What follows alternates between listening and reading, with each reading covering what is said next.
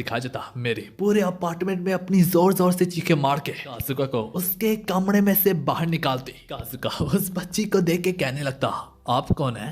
पर उल्टा वो बच्ची चिल्लाते हुए कहने लगती, पापा मुझे सूसू आई है। और फिर कहीं जाके काजुका को याद आता कि हाँ यार, मैं तो इस लिटिल मिसी को कल उठा के लाया था। काजुका फौरन से मिरी को उठा के सीधा बाथरूम के अंदर फेंक डालता और फिर एक हादसे से बचने के बाद वो अब एक खुली सी सांस लेता। लेकिन मुसीबत अभी भी ना टली होती।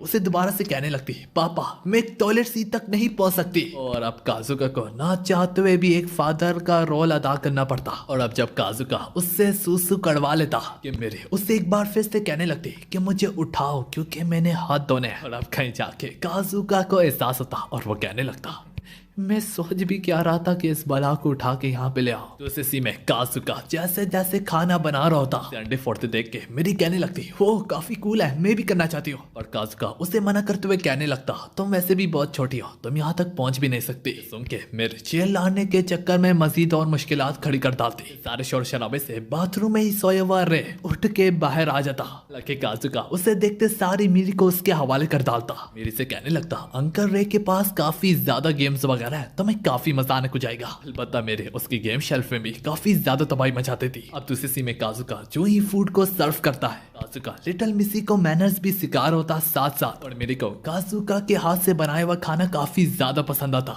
इसी दौरान हमें ये भी दिखाया जाता काजुका अपनी टारगेट की उन्हीं फाइल्स को देख रहा होता जिन फाइल्स के थ्रू शायद से ये अंदाजा लगाया जा सकता है कि उसने कर रहा जिस टारगेट की जान ली है शायद से मेरी उसी की बेटी है। बीच में एक और लेटर भी निकलता और उस लेटर में लिखा होता, मैं अभी भी खफा हूँ कि तुमने मुझे धोखा देके किसी और से शादी कर ली, जबकि उस दौरान मैं प्रेग्नेंट भी थी। यही वजह से अब मेरी मैंने तुम्हारी तरफ भेज दिया और मैं चाहती हूँ कि तुम इसकी परवरिश करो। अगर तुम नहीं चाहते कि अब तुम्हारी न्यू वाइफ को ये पता चले तो मुझे इस चाइल्ड सपोर्ट के साथ ही साथ एक्स्ट्रा खर्चा भी भेजो और इसके बाद ही मेरी को मेरे पास भेजना। कुछ देखने के बाद काजुका यहाँ पे रे से कहने लगता, हम मेरी को इसकी मदर के पास बेचने की वापस कोशिश करेंगे। और बात तो यहाँ पे आके खत्म होती है कि इन्हें इसकी मदर के बारे में कुछ नहीं पता। तो काजुका अपस्टेट मेरी से ही क्वेश्चन पूछने लगता कि तुम्हारी मदर कहाँ पे रहती है। तो मेरे को ज्यादा कुछ ना पता था तो वो सिर्फ इतना ही कहती, वो बहुत ज्यादा दूर रहती है। ये सुन के काजुका आगे पूछता, तो तुम्हें यहाँ पे कौन लाया? तो मेरी इस पर बोलती, मैं यहाँ पे खुद आई हूँ ट्रेन में बैठ के। पर अब काजुका थोड़ी खुशी से कहने लगता, ओ अच्छा कौन से स्टेशन से?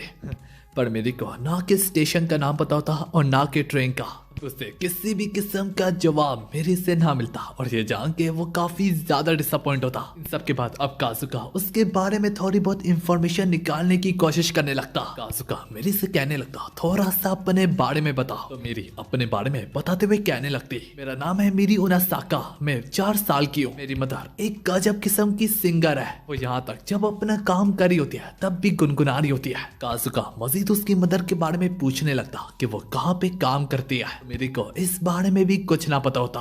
अब काजुका को ज्यादा इंफॉर्मेशन उस बारे में ना मालूम पड़ती। काजुका अब रे से सहमत होकर कहने लगता, चलो मैं क्यू से ही पूछने चला जाता हूँ कि तुमने जिस टारगेट को हमें असैसिनेट करने के लिए कहा था कि कोई उसकी बेटी वगैरह तो नहीं है। बात पे हमें शक तो है लेकिन यकीन नहीं। रे जो कि ज्यादातर घर में ही रहना पसंद करता है लेकिन मेरे के घर पे रहने की वजह से वो भी जाने की जिद करने लगता। वहीं पे मेरी लैपटॉप की स्क्रीन को ऑन देख के टेबल पे जैसे जैसे चढ़ने की कोशिश करती तो ऐसा करते हुए वो यहाँ तक कप ऑफ कॉफी के ऊपर गिर जाती। अब अगले स्थिति में काजुका उससे अब थोड़े से बड़े कपड़े तो दे देता, इसके साथ ही साथ वो उसका फेवरेट शो भी टीवी पे लगा देता। उसके बाद अब काजुका और रे क्यू के पास जाने लगते। इसी बीच में सीन शिफ्ट होता और दूसरे बीच में काजुका और रे जैसे ही क्यू की जगह पे एंटर करते क्यू भी रे को अपने घर से बाहर देख के थोड़ा सा हैरान होता। यार क्यू ट्रैक पॉइंट पे उतरते हुए कहने लगता, रात की तुम लोगों की ठहस महस इस वक्त न्यूज़पेपर पे छाप दी गई है। क्यों इस पर उन्हें साफ साफ अल्फाजों में बताने भी लगता है, भाई मैं हर चीज को कवर अप नहीं कर सकता,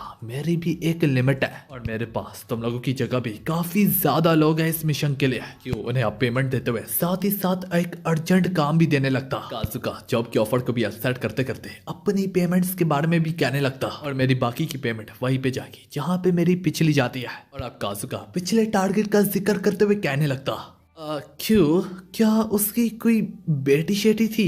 कि उसके जवाब में कहने लगता, मेरे मटेरियल्स के मुताबिक तो नहीं, लेकिन हाँ कुछ इंफॉर्मेशन हमने जानबूझ के छोड़ी थी, मैं फिर भी चेक कर लूंगा। और आखिरकार काजुका और रे के यहाँ से चले जाने के बाद क्यू की शॉप पे एक और अनजान शख्स एंटर करता। उसे देख के क्यू काफी ज्यादा सीरियस होकर कहने लगता, तो तुम वापस आ गए हो टाउन में? वो अनजान असेसन या फिर जो कोई भी है वो अपना नंबर देते हुए कहने लगता, अगर मेरे लिए कोई जॉब हो सिर्फ मुझे कॉल करना। फिर से कहानी काजुका और रे पे जाती और वो जो ही अपने अपार्टमेंट में एंटर ही करते हैं, अपार्टमेंट में एक अजीब किस्म की खामोशी सी बातें इसे महसूस करके रे फौरन से अपनी गन को बाहर निकाल लेता। रे अपार्टमेंट के नीचे वाले फ्लोर में काफी ठेस महस पाता, जो देख के उन्हें काफी ज्यादा मेरे की चिंता होने लगती। और अब सिचुएशन गुजरते हुए लम्हों के साथ ही साथ मजीद बद से बदतर होती चली जा रही होती। इसी बीच में उन्हें अपर फ्लोर से कुछ चीजों वगैरह की गिरने की आवाजें सुनाई देती, और जब वो लोग ऊपर फ्लोर में जाते वो इससे भी कई गुना ज्यादा ठेस महस पाते। और फिर बाद में उन्हें पता चलता इस अपार्टमेंट में कोई भी नहीं घुसा और ये सारी की सारी तबाही उनकी लाडली मीरी ने मचाई है। दरअसल मीरी उनके साथ हाइड एंड सीक खेलना चाह रही होती और खुद के लिए एक अच्छा सा स्पॉट ढूंढने के लिए उसने ये सारी की सारी तबाही कमरे में मचाई हुई है, मेरा मतलब पूरे अपार्टमेंट में। और मीरी में इसी ठेस में इसने एक अच्छी खासी गन भी ढूंढ रखी होती। वो उनकी तरफ पॉइंट करते हुए कहने लगती, अब मैं तुम लोगों को ढूंढूंगी। उसके हाथों में गन देख के काजुका के पैरों तले जमीन खिसक जाती, पर उसे तसल्ली देते हुए कहने लगता, फिक्र मत करो, मैंने उसमें से गोलियां निकाल रखी है। इसी में मेरे फिर से पूरे अपार्टमेंट में भाग दौड़ शुरू कर डालती, और ऊपर से काजुका भी बच्चे के साथ बच्चा बन गया होता। काय का गुंडा बनेगा यार, एक बच्ची को संभाल नहीं सकता। टाइम हो गया होता इनके खाने का। वहीं पे काजुका खाने के साथ ही साथ अपने मिशन मटेरियल्स को भी चेक कर रहा होता। उनका टारगेट ड्रग्स डीलिंग के मामले में एक तरह से किंग है। वो पूरे तरीके से एक बहुत बड़ी मेंशन में रह रहा है, जहाँ पे सिक्योरिटी काफी ज्यादा टाइट है। वो बहुत बड़ा गैंगस्टर माफिया अंडरग्राउंड में इन्वॉल्व है। उसकी मेंशन चारों तरफ क्लिप से बड़ी पड़ी है, इस वजह से एक गजब किस्म की स्नाइपर शॉट को लेना लगभग इम्पॉसिबल है। तो रे तुम इस बारे में क्या कहना चाहोगे? तो रे अब अपना मुंह खोलते हुए बोलने लगता, मैं तो कहता हूँ